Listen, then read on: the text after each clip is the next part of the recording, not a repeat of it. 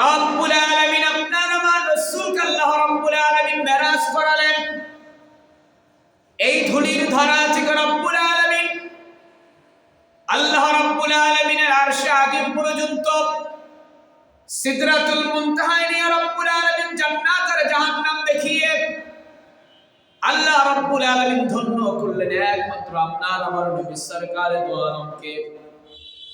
আল্লাহ পাক অন্যান্য পয়গম্বরদেরকে রব্বুল আলামিন মুজিজা দিয়েছেন, কিন্তু রব্বুল আলামিন এই মেরাজের মুজিজাটা রব্বুল আলামিন একমাত্র আপনার আমার নবীকে আল্লাহ পাক দান করেছেন।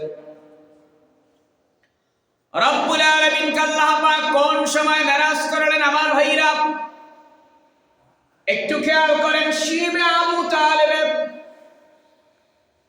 অবরোধ এবং চরম কষ্টের সময়কালে মক্কার কাফের গোষ্ঠীরা কুরাইশরা নবী করিম সাল্লাল্লাহু আলাইহি ওয়াসাল্লামের দাওয়াতকে বন্ধ করে দেওয়ার জন্য, একটু খেয়াল করেন, দাওয়াতকে বন্ধ করে দেওয়ার জন্য নবুয়তের ৭ম বছরে তারা নবী করিম সাল্লাল্লাহু আলাইহি ওয়াসাল্লামকে সামাজিকভাবে অর্থনৈতিকভাবে অবরোধ করলেন। তাহলে ৭ম হিজরি থেকে ১০ম হিজরি পর্যন্ত ৩টা বছর পর্যন্ত বনু হাশিম এবং বনু মুত্তালিব গোত্রকে, এই দুইটা গোত্রকে শিবে আবু তালেব নামক এটাকে একটা জেলখানা বলা হয়। অর্থাৎ পাহাড়ি উপত্যকার মধ্যে তাদেরকে বন্দী করে রাখা হয়েছে। অর্থাৎ বনু হাশিম এবং বনু মুত্তালিবের গোত্ররা তারা এই পাহাড়ের বাইরে তারা কোথাও বাজার করতে যেতে পারতেন না, কোথাও কেনাকাটা করতে যেতে পারতেন না, নবীজি আমার কোথাও দাওয়াত দিতে যেতে পারতেন না। তাদেরকে মক্কার কাফেররা বন্দী করে রাখলো। তখন তার আধুনিক যুগের মতো জেলখানা এরকম ছিল না। এজন্য তারা পরামর্শ করে আল্লাহর নবীর দাওয়াতকে বন্ধ করে দেওয়ার জন্য তারা পুরো পাহাড়টা ঘিরে তারা ৩টা বছর রাখলেন। সেটার নাম হলো শিবে আবু তালিব। নবুয়তের ১০ম বছরে শাওয়াল মাসের প্রথম দিকে একটু খেয়াল করেন, নবুয়তের শাওয়াল মাসের প্রথম দিকে ইন্তেকাল করেন চাচা আবু তালেব, ইন্তেকাল করলেন। ইন্তেকাল করার পরে আল্লাহ নবীর উপর থেকে একটা অবরোধের ছায়া দূর হয়ে গেল। আল্লাহর নবী কি সবচেয়ে মক্কার মধ্যে আবু তালেব নবীজির চাচা, তিনি তাকে নবীজিকে সবচেয়ে একটা বড় গার্ড দিতেন, দেখাশোনা করতেন। অথচ দেখা যায় আবু তালেব তিনি কিন্তু ইসলাম ধর্ম গ্রহণ করেন নাই, কিন্তু ইসলাম ধর্ম গ্রহণ না করলেও তিনি সব সময় নবীজির পাশে এবং নবীজিকে ছায়ার মধ্যে তিনি রাখতেন। নবী করিম সাল্লাল্লাহু আলাইহি ওয়াসাল্লামের চাচার ইন্তেকালের কিছুদিন পরে বর্ণনা এসেছে মাত্র ৩ আর ৪ দিনের মাথায় আল্লাহর নবীর প্রিয়তমা স্ত্রী খাদিজা তাহেরা তিনি ইন্তেকাল করলেন। নবীজির আমার মনটা ব্যাকুল হয়ে গেল, নবীজির মনটা ব্যথায় ব্যথিত হয়ে গেলেন। নবীজি আমার এই কারণে আল্লাহর নবী এইদিকে মক্কার কাফেররা আপনার আমার নবীর দাওয়াত স্তব্ধ করে দেওয়ার জন্য নবীজির বিরুদ্ধে বিভিন্ন পায়তারা করতেছে। আমার নবী মক্কা ছেড়ে নবীজি তায়েফ চলে গেলেন দাওয়াত দেওয়ার জন্য। একটু খেয়াল করেন মেরাজ আল্লাহ পাক কোন সময় করালেন। নবীজি আমার তায়েফের ময়দানে চলে গেলেন দাওয়াত দেওয়ার জন্য। ভাইরা আমার, আল্লাহর নবী তিনি আবার তায়েফ চলে গেলেন দাওয়াত দেওয়ার জন্য।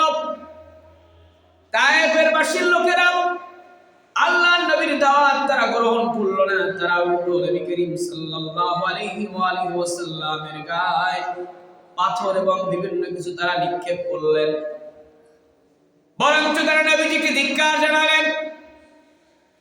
আপনার আবার নবী সরকারে দো আলম তিনি এই তায়েফের লোকদের পক্ষ থেকে পাথরের আঘাত গ্রহণ করে নবীজি বার পথ চলতে চলতে নবীজি বার ৩ কিলোমিটার দূরে চলে গেলেন। সেখান পর্যন্ত তারা পাথর নিক্ষেপ করতে লাগলো। হযরত নবী করিম সাল্লাল্লাহু আলাইহি ওয়াসাল্লাম পা মোবারক পর্যন্ত রক্তে ভিজে গেছে, জুতার সঙ্গে নবীজির পাটা লেগে গেছে রক্তের কারণে। আল্লাহর নবী একটা জায়গায় রেস্ট নিলেন। এক ইহুদির বাগানের মধ্যে, আঙ্গুরের বাগানের মধ্যে একটু রেস্ট নিলেন। ইহুদি মালিক এবার তার যে একজন দাস আছে, তার বাগানের কর্মচারীকে তিনি বললেন, যাও, এই লোকটাকে দেখে বড় অসহায় মনে হয়, তাকে তুমি গিয়ে কিছু আঙ্গুর হাদিয়া দাও আমার পক্ষ থেকে। নবীজি আমার আঙ্গুরগুলো গ্রহণ করলেন, খেলেন। এরপর এই লোকটা নবীজির পরিচয় জিজ্ঞেস করলেন, তাকেও জিজ্ঞেস করলেন, তোমার বাড়ি কোথায়? এই বাগানের কর্মচারী তার পরিচয় দিলেন। তিনি বললেন, আমার বাড়ি অমুক জায়গায়। নবীজি বললেন, ওই এলাকাটা তো নবী ইউনূসের বাড়ি ঘর। তিনি বললেন, আপনি নবী ইউনূসকে কেমন করে চেনেন? বললেন, নবী ইউনূস একজন নবী আর আমিও একজন নবী, অতএব নবীরা নবীদের সম্পর্কে ভালো জানে। প্রেক্ষাপটটা হলো আমার ভাইরা, আল্লাহ রাব্বুল আলামিন তায়েফের ময়দানে পাহাড়ের নিয়োজিত ফেরেশতাদেরকে রাব্বুল আলামিন অর্ডার করলেন, যাও তায়েফের পাহারাদার, তায়েফের পাহাড়ের পাহারাদার ফেরেশতারা, যাও, আমার নবী রক্তাক্ত অবস্থায় বসে আছে, নবীজি আমার যা বলবে আজকে তোমরা তা শুনবা। হযরত জিবরিল চলে আসলেন নবীজির কাছে। জিবরিল বললেন, ও নবী, এই পাহাড়ের দায়িত্বে যারা ফেরেশতারা আছে, আল্লাহ রাব্বুল আলামিন তাদেরকে অর্ডার করছেন, আপনি আজকে যা বলবেন এই পাহাড় সব আপনার কথা শুনবে আল্লাহর হুকুমে। ফেরেশতারা এবার বললেন, নবীজি আপনি বলেন, এই মক্কার কাফের, এই তায়েফের কাফের গোষ্ঠীরা আপনারা চিনতে পারে নাই, আপনি দাওয়াত দেওয়ার পরে দাওয়াত গ্রহণ করে নাই, কিন্তু বরঞ্চ আপনার গায়ে তারা পাথর নিক্ষেপ করলো। ও নবী আপনি বলেন, এই যে দুইটা বড় বড় পাহাড় দেখা যায়, আমরা এই পাহাড়গুলি এনে গোটা তায়েফের লোকগুলোরে আমরা মাটির মধ্যে চাপা দিয়ে দিব, এমন শিক্ষা দিব তারা জীবনে আর ঘাড় সোজা করে তারা দাঁড়াতে পারবে না। নবীজি আমার দিকে বললেন, ভাই জিবরিল, আজকে যদি আমি এই ফেরেশতাদেরকে অর্ডার করি আর ফেরেশতারা যদি আমার কথা মতো এই তায়েফের লোকগুলোরে সবগুলোরে মাটির সাথে মিশায়া দেয়, ও ভাই জিবরিল, তাহলে আমি আগামী দিনে আমি কাদের কাছে আমি পৌঁছায় দিব, লা ইলাহা ইল্লাল্লাহ মুহাম্মাদুর রাসূলুল্লাহ। আমি কাদের কাছে এই কালেমার দাওয়াতগুলো দিব? নবীজি আমার বললেন, ও জিবরিল, পাহাড় দিয়া চাপা দেওয়ার দরকার নাই, হয়তো এমন একটা সময় আসবে এই তায়েফের মধ্যে এমন এমন সন্তানদের জন্ম হবে, তারা আমি রাসূলুল্লাহর কালেমা গ্রহণ করে তারা মুসলমান হয়ে যাবে। ভাইরা আমার, নবী করিম সাল্লাল্লাহু আলাইহি ওয়াসাল্লাম ওই তায়েফের ময়দানে একটা দোয়া করছিলেন, আল্লাহ রাব্বুল আলামিন দোয়াটা কবুল করছিলেন। নবীজি এবার দোয়া করলেন, আল্লাহুম্মা ইলাইকা আশকু দুআফা কুওয়াতি ওয়া কিল্লাতা হিলাতি ওয়া হাওনা আলান নাস ইয়া আরহামার রাহিমিন। নবীজি দোয়া করছেন আল্লাহ রাব্বুল আলামিনের কাছে, এই তায়েফের লোকগুলো যেন ইসলাম গ্রহণ করে। দেখেন নবীদের অন্তরে আল্লাহ রাব্বুল আলামিন কেমন মায়া দিলেন। তায়েফের লোকগুলা পাথর নিক্ষেপ করার পরেও নবীজি কিন্তু তাদের জন্য বদদোয়া করেন নাই। নবী করিম সাল্লাল্লাহু আলাইহি ওয়াসাল্লাম এই তায়েফ থেকে নবীজি আমার চলে আসলেন মক্কাতুল মুকাররমায়। এর মধ্যে নবীজি একটা জায়গায় রেস্ট নিলেন, নাখলার মধ্যে। জোরে বলেন কোন জায়গায়? নাখলার মধ্যে নবীজি রেস্ট নিলেন। তায়েফ থেকে বেরার পথে নাখলা নামক স্থানে নবীজি রাতের বেলায় নামাজের নবীজি কোরআন তেলাওয়াত করছিলেন। সে সময় ইয়ামান অঞ্চল থেকে আগত জিনদের একটা দল কোরআনের তেলাওয়াত শুনে গভীরভাবে প্রভাবিত হয়ে যায়। তারা মনোযোগ সহকারে কোরআন শুনে তৎক্ষণাৎ তারা নবীজির প্রতি ঈমান আনে। আল্লাহ রাব্বুল আলামিন কোরআনুল কারীমে সূরা কাহাফ 29 থেকে নিয়ে 32তম আয়াত পর্যন্ত আল্লাহ সেই কথাটা বলে দিলেন। আল্লাহ পাক বললেন, وَإِذْ صَرَفْنَا إِلَيْكَ نَفَرًا مِنَ الْجِنِّ يَسْتَمِعُونَ الْقُرْآنَ فَلَمَّا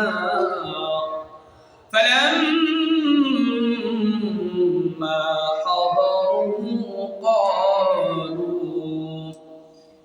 রব্বুল আলামিন বললেন, স্মরণ করো, আমি তোমার প্রতি আকৃষ্ট করছিলাম একদল জিনকে যারা কোরআন পাঠ শুনছিল। যখন তারা তার নবীর নিকট উপস্থিত হলো, তারা একে অপরকে বলতে লাগলো, চুপ করে শ্রবণ করো।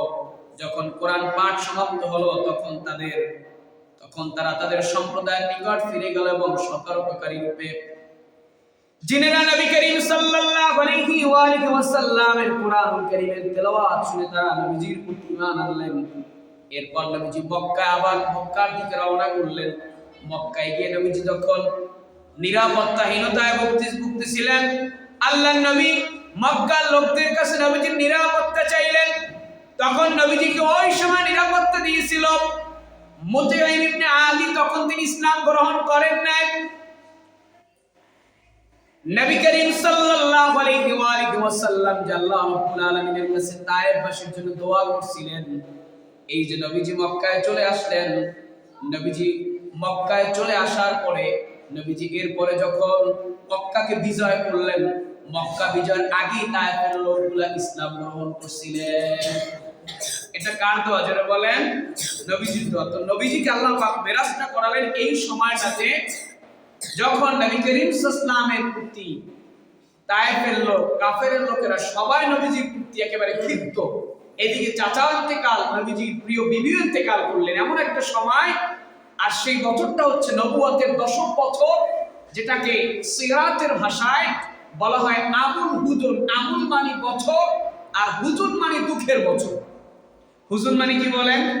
দুঃখের বছর। দুঃখের বছর বলা হয়েছে এই জন্যে যে নবীজির পাহারাদার চাচাও নাই, আবার নবীজির প্রিয়তমা স্ত্রী তিনিও বিদায় নিলেন।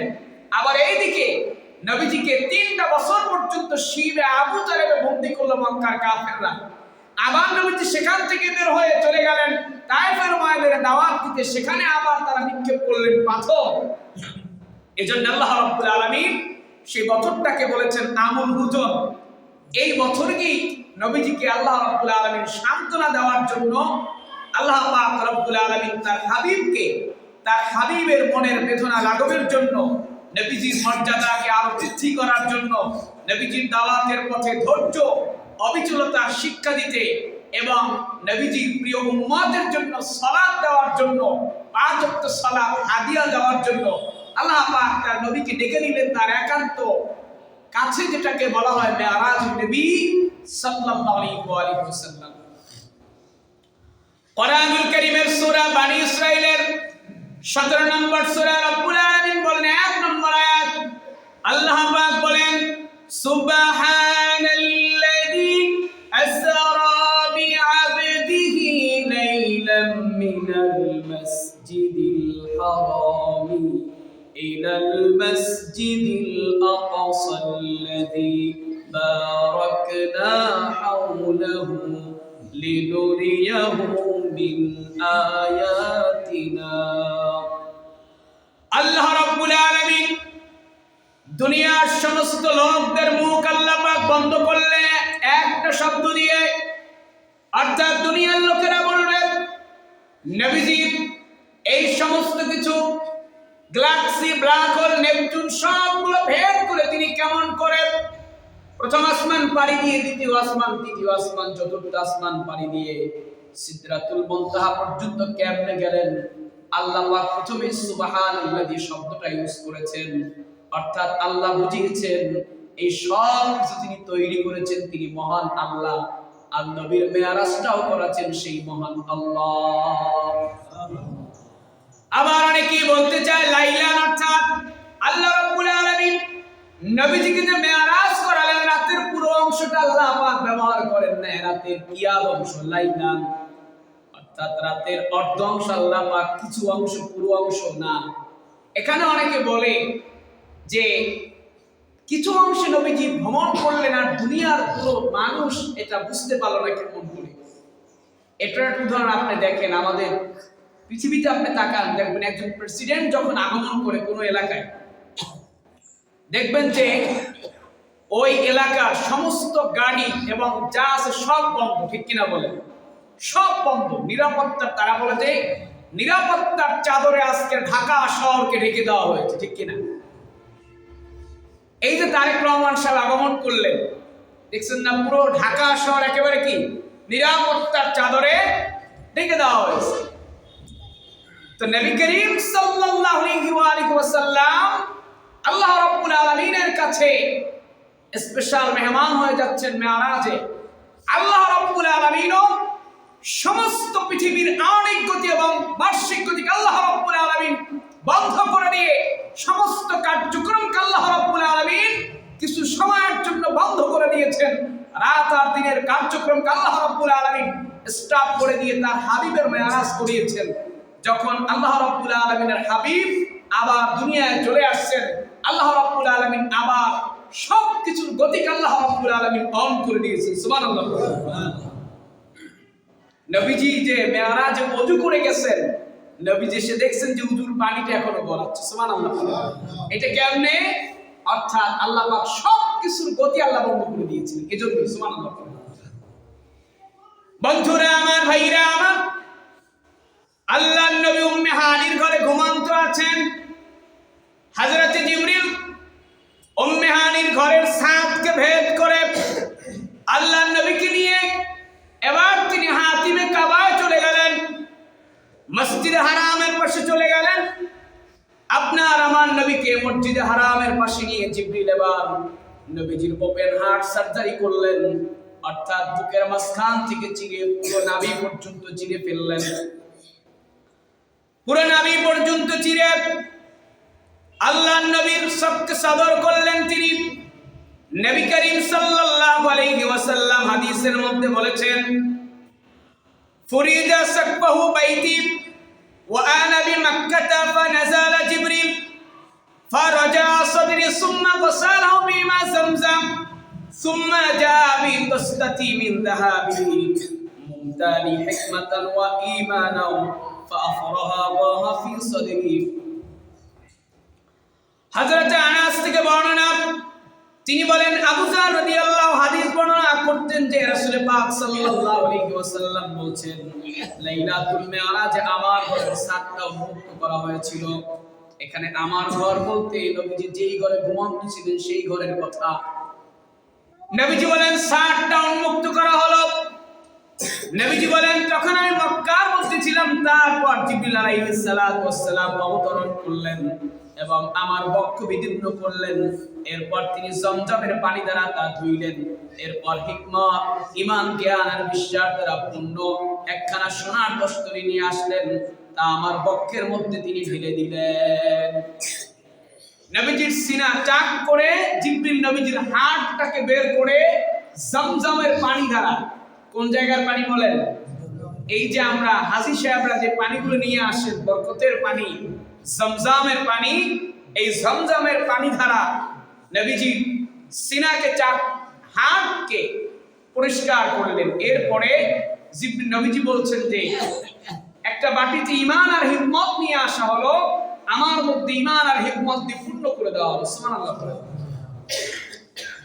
এরপরে নবীজির আবার হাড়কে পুরো ঢুকে আবার তিনি সেলাই করে দিলেন। সাহাবায়ে কেরাম এটা দেখার জন্য নবীজির কাছে বলছেন, ও নবী, আপনার ওপেন হার্ট সার্জারি হয়েছে, আমাকে একটু দেখান।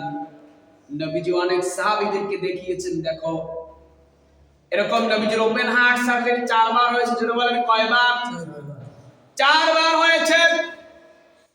এরপরে ওপেন হার্ট সার্জারির পরে নবীজি এবার রওনা করবেন।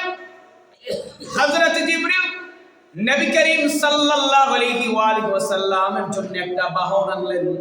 সেই বাহনটার নাম হলো বোরাক। নবীজি এবার বোরাকে চললেন। বোরাকে চলার পরে বোরাক একটু নড়াচড়া করা শুরু করলো। জিবরিল তারে ধমক দিলেন। বোরাক বললেন, জিবরিল ধমক দিও না, আমি তোমার চাইতে আজকে যিনি আমার পিঠে চড়বেন, যিনি আমার পিঠে চড়ে মসজিদে আকসা পর্যন্ত যাবেন, ও জিবরিল, আমি তোমার চাইতে তারে কিন্তু কম চিনি না। জিবরিল বললেন তোমার কি অবস্থা তাইলে তুমি বলো। বুরাক বললেন শোনো, ওই জান্নাতের মধ্যে রব্বুল আলামিন প্রত্যেক নবীদেরকে এক একটা বুরাক দিবেন। নবীর কাছে আমার একটা আবদার হলো, নবীজি আজকে যেমন করে আমার চড়ে মসজিদ আকসা পর্যন্ত যাবেন, সফর করবেন, ওই জান্নাতের মধ্যেও যেন আমি বুরাক নবীজির জন্য হয়ে যেতে পারি। এবার নবী করিম সাল্লাল্লাহু আলাইহি ওয়া আলিহি ওয়াসাল্লাম বুরাক নিয়ে রওনা করলেন। একটু খেয়াল করেন আমার ভাইরা, নবীজি মসজিদে হারাম থেকে নিয়ে মসজিদে আকসা পর্যন্ত সফর করবেন, 3 জায়গায় নামাজ পড়ছেন। জোরে বলেন কয় জায়গায়? নবী করিম সাল্লাল্লাহু আলাইহি ওয়াসাল্লাম 3 জায়গায় নামাজ পড়লেন। হযরত জিবরিল একটা পাহাড়ের উপরে গিয়া বুরাকটা থামায় দিলেন। এরপর নবীজিকে বললেন, নবী আপনি নামেন, ও নবী আপনি নামাজ পড়েন। নবী করিম সাল্লাল্লাহু আলাইহি ওয়াসাল্লাম জিজ্ঞেস করলেন, ভাই জিবরিল এই জায়গাটার নাম কি? হযরত জিবরিল বললেন, ও নবী আপনি এই যে 2 রাকাত নামাজ পড়লেন, প্রথম নামাজ পড়লেন ইয়াসরিব। জোরে বলেন কোন জায়গায়? ইয়াসরিবে নামাজ পড়লেন। ইয়াসরিব মানে হচ্ছে মদিনা। তখন তো মদিনা নাম ছিল না, তখন নাম ছিল ইয়াসরিব। এরপরে তারা আবার রওনা করলেন।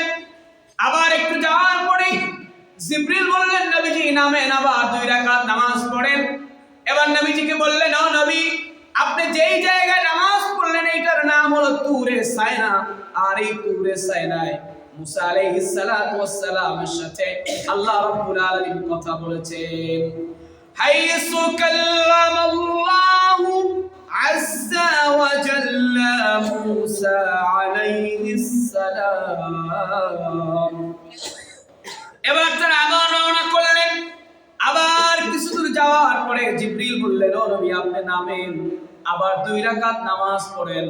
2 রাকাত নামাজ পড়ার পরে জিবরিল বললেন, নবীজি আপনি এই যে নামাজ পড়লেন এটার নাম হলো বাইতুল লাহমে আপনি নামাজ পড়েছেন, যেখানে মরিয়মের পুত্র ঈসা আলাইহিস সালাতু ওয়াস সালাম জন্মগ্রহণ করেছেন। এরপর নবী করিম সাল্লাল্লাহু আলাইহি ওয়াসাল্লাম কে নিয়ে হযরত জিবরিল একখানে বুরাক নিয়ে চলে গেলেন, বাইতুল মুকাদ্দাসের মধ্যে চলে গেলেন। বাইতুল মুকাদ্দাসের বাইরে একটা পাথর আছে, সখরা নামক পাথর। এই পাথরের সাথে অন্যান্য আম্বিয়া কিরাম যারা সফর করেছেন তারাও তাদের বাহনগুলো বেঁধেছিলেন। ওই পাথরের মধ্যে হযরত জিবরিল নবীজির যে বুরাক যে বাহনটা ছিল এই বাহনটা তিনি এবার বেঁধে রাখলেন। খেয়াল করবেন নবীজি মোট 5টা বাহনে মেরাজ করেছিলেন। এই যে বুরাক যে বাহনটা, বুরাক বাহনটা নবীজি ব্যবহার করেছেন মসজিদে হারাম থেকে নিয়ে অর্থাৎ মক্কা থেকে নিয়ে সিরিয়া পর্যন্ত।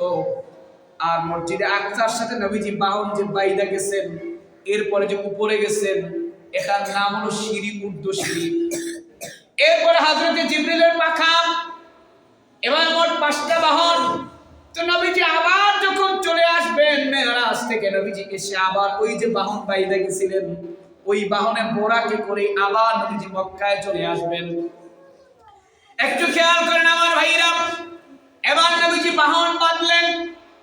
বাহনটা বাঁধার পরে আল্লাহর নবীকে নিয়ে জিবরিল এবার বাইতুল মুকাদ্দাসের মধ্যে প্রবেশ করলেন। প্রবেশ করার পরে আল্লাহর নবী বলেন, আমি দেখলাম একটু পরে পুরো মসজিদটা লোকে লোকারণ্য হয়ে গেল।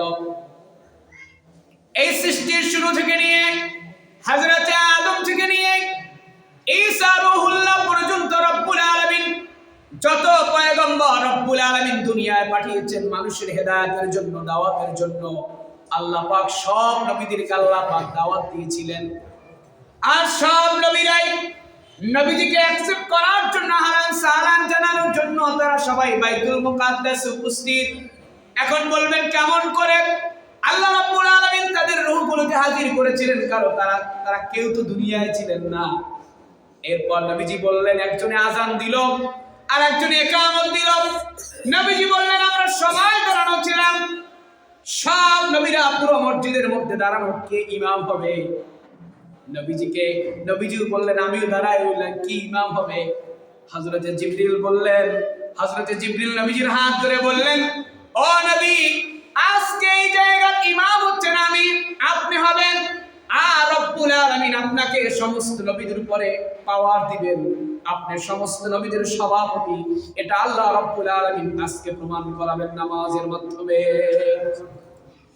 এজন্য আপনার আমার নবীকে বলা হয় ইমামুল মুরসালিন বলা হয়, অর্থাৎ নবীদের ইমাম বলা হয়।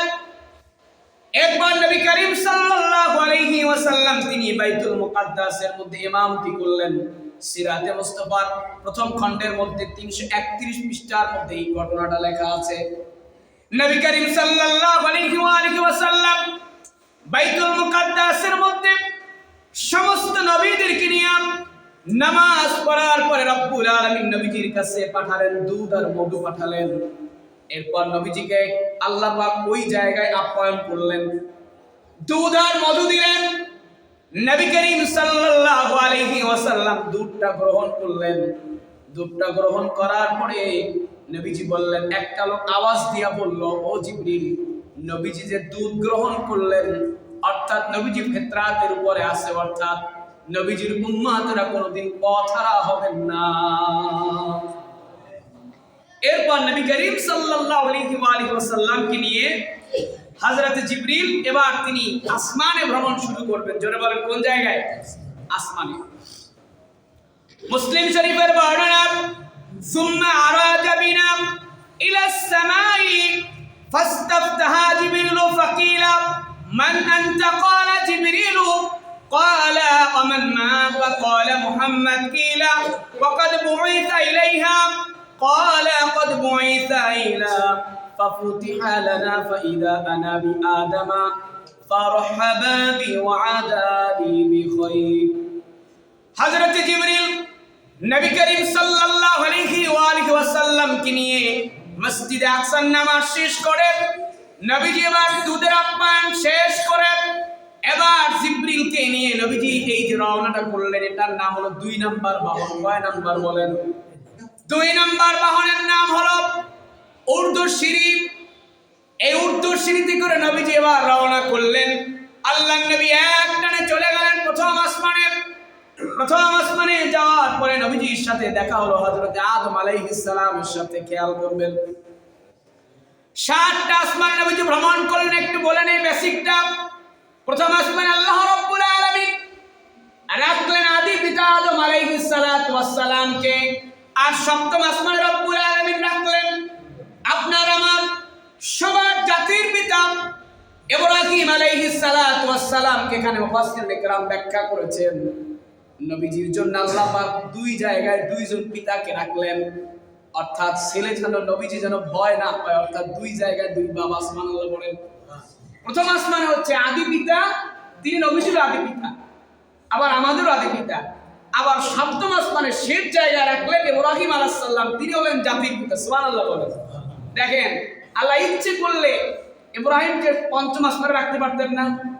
আল্লাহর পুরো বিষয়টাই মিল। সুবহানাল্লাহ বলেন। এরপর হযরত জিবরিল আলাইহিস সালাতু ওয়াস সালাম হযরত আদম আলাইহিস সালাতু ওয়াস সালামের সাথে নবীজির পরিচয় করায় দিলেন।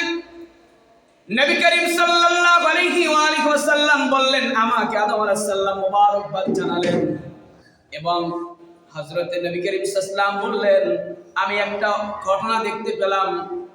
হযরত আদম আলাইহিস সালাতু ওয়াস সালামের পাশে ডান পাশে এবং বাম পাশে, ডান পাশে কিছু রূহ আছে, আবার বাম পাশেও কিছু রূহ আছে। আদম আলাইহিস সালাম যখন ডান পাশে তাকান তিনি একটু হাসেন, আবার যখন তিনি বাম পাশে তাকান তখন তিনি কাঁদেন। নবী করিম সাল্লাল্লাহু আলাইহি ওয়াসাল্লাম জিবরিলের কাছে প্রশ্ন করলেন, ও ভাই জিবরিল, এই যে আদম আলাইহিস সালাম যখন ডান দিকে তাকান তখন তিনি একটু মুস্কি হাসি দেন, আবার যখন বাম দিকে তাকান তখন তিনি একটু কাঁদেন, কারণটা কি? হযরত জিবরিল বললেন, শুনেন, এই যে ডান পাশে যে রূহগুলো আছে এগুলো হলো আদমের সন্তান, তারা যারা জান্নাতি হবেন তারা। এদেরকে দেখে আদম আলাইহিস সালাম মুস্কি হাসি দেন। আর এই বাম পাশে যে রূহগুলো আছে এরা হলো আদম আলাইহিস সালামের সেই সন্তানেরা যারা আল্লাহ রাব্বুল আলামিনের জাহান্নামের মধ্যে পতিত হবেন। এদেরকে দেখে আদম আলাইহিস সালাম একটু কাঁদেন। এজন্য আমার ভাইরা, আমাদের সব সময় দোয়া থাকবে আল্লাহ রাব্বুল আলামিন যেন আমাদেরকে জান্নাতি করেন। এবার আসেন, নবীজি এবার রওনা করলেন। সুম্মা আরাজা বিনা ইলাস সামাই ইসনানিয়া ফাস্তাফতাহা জিবরিল আলাইহিস সালাম। এবার জিবরিল আলাইহিস সালাতু ওয়াস সালাম আপনার আমার নবীকে নিয়ে তিনি এবার দ্বিতীয় আসমানে চলে গেলেন। দ্বিতীয় আসমানে যাওয়ার পরে ফেরেশতাদের কাছে অনুমতি চাইলেন। ফেরেশতারা অনুমতি দিলেন এবং বললেন, আপনি কাকে নিয়ে আসছেন? বললেন, মুহাম্মদ সাল্লাল্লাহু আলাইহি ওয়াসাল্লামকে। ফেরেশতারা বললেন, তাকে কি আসতে বলা হয়েছে? বললেন, জি হ্যাঁ। নবীজি বললেন, আসমানের দরজা খুলে দেওয়া হলো। দ্বিতীয় আসমানে যাওয়ার পরে ওই জায়গায় দেখা হলো নবী করিম সাল্লাল্লাহু আলাইহি ওয়াসাল্লামের সাথে দেখা হলো। হযরত জাকারিয়া আলাইহিস সালামের সাথে তার দেখা হয়ে গেল। এরপর নবী করিম সাল্লাল্লাহু আলাইহি ওয়াসাল্লামকে নিয়ে সুম্মা অতঃপর আরাজা ইলাস সামা ইলাস সালাসা, মানে তৃতীয় আসমানে হযরত জিবরিল নবী করিম সাল্লাল্লাহু আলাইহি ওয়াসাল্লামকে নিয়ে তৃতীয় আসমানে চলে গেলেন। সেখানে দেখা হলো ইউসুফ আলাইহিস সালামের সাথে। এরপর নবীজিকে নিয়ে তিনি চতুর্থ আসমান চলে গেলেন। চতুর্থ আসমান যাওয়ার পরে নবীজির সাথে দেখা হলো হযরত ইদ্রিস আলাইহিস সালামের সাথে। এবার জিবরিল নবী করিম সাল্লাল্লাহু আলাইহি ওয়াসাল্লামকে নিয়ে তিনি এবার পঞ্চম আসমানে চলে গেলেন। পঞ্চম আসমানে যাওয়ার পরে আল্লাহর নবীর সাথে দেখা হলো হযরত মূসা আলাইহিস হারুন আলাইহিস সালামের সাথে। ষষ্ঠ আসমানে দেখা হলো মূসা আলাইহিস সালামের সাথে।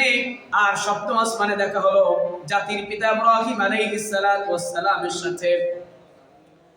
ইব্রাহিম আলাইহিস সালামের সাথে দেখা হওয়ার পরে ইব্রাহিম আলাইহিস সালাম আপনার আমার নবীর কাছে তিনি একটা আফসোস করলেন।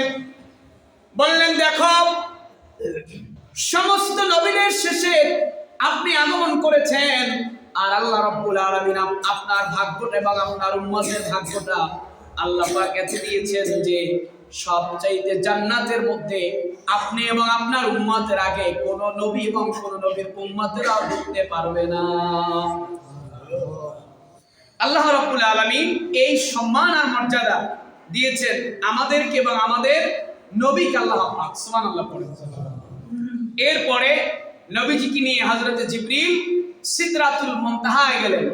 আর সিদরাতুল মুনতাহা বলা হয় অর্থাৎ যেই জায়গাটা লাস্ট ক্রস, তারপর এরপরে আর জিবরিলের যাওয়ার আর কোনো ক্ষমতা আল্লাহ রাখেন না। সুবহানাল্লাহ। এরপরে আল্লাহ রাব্বুল আলামিন তার নবীজিকে বিভিন্ন কুদরত দেখালেন, জান্নাত জাহান্নামের কিছু প্র্যাকটিক্যালি বিষয় দেখালেন। এখানে বেশি কথাটা বলি, এই যে মেরাজের সফরটা করালেন, এর আরেকটা কারণ মুফাসসিরিন কেরাম বলেছেন যে আদম থেকে নিয়ে ঈসা আলাইহিস সালাম পর্যন্ত সব নবীরাই দাওয়াত দিয়েছেন। নবীরা উম্মতদেরকে বলছেন যে জান্নাত আছে, জাহান্নাম আছে, সুদখোরের শাস্তি এই, জেনাকারের শাস্তি এই, নিজের ঘরের মধ্যে বউ রেখা অপর মহিলার দিকে তাকায়া যদি একটু ভালো লাগে তার শাস্তিটা কেমন হবে, বিভিন্ন শাস্তির কথা নবীরা বলছেন। কিন্তু নবীরা কেউ প্র্যাকটিক্যালি দেখেন নাই, যেন পৃথিবীর মানুষ নবীদের প্রতি এই অবিচার, নবীদের প্রতি যেন অভিযোগ করতে না পারে যে নবীরা খালি থিওরিক্যালি দাওয়াত দিয়েছেন, প্র্যাকটিক্যালি কোন নবী দেখে আসেন নাই। এজন্য আল্লাহ রাব্বুল আলামিন সমস্ত মানুষের, সমস্ত নবীদের, উম্মতদের অভিযোগকে বন্ধ করার জন্য আল্লাহ পাক সমস্ত নবীদের সরদার যিনি, তাকে নিয়ে আল্লাহ পাক সরাসরি দেখাইছেন। সুবহানাল্লাহ বলেন। ইনশাআল্লাহ আমরা